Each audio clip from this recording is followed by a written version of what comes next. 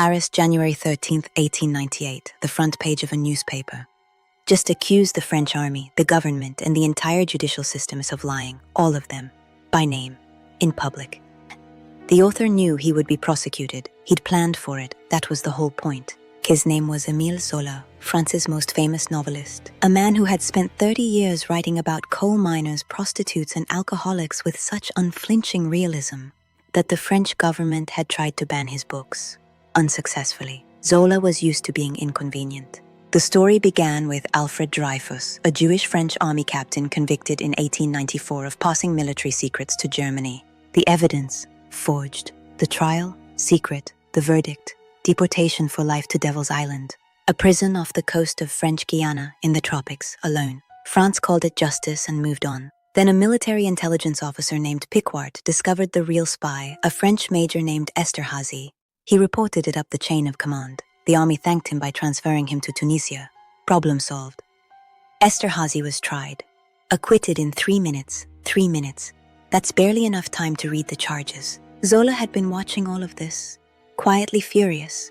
So on January 13, 1898, he published an open letter to the President of France in the newspaper L'Aurore, titled J'accuse.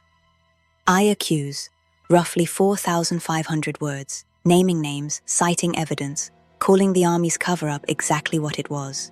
The paper sold 300,000 copies that day, in 1898, without the internet, without social media, just paper, ink, and the correct amount of outrage.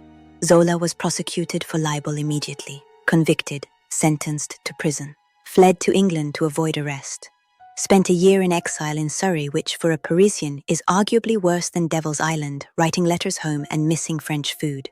But the letter had done its work. France split in two Dreyfusards versus anti-Dreyfusards. The scandal consumed the country for years. In 1906, 12 years after the original verdict, Dreyfus was officially exonerated, reinstated in the army, promoted. Zola didn't live to see it. He died in 1902 from carbon monoxide poisoning. His chimney was blocked. Some historians still think it wasn't an accident, France being France.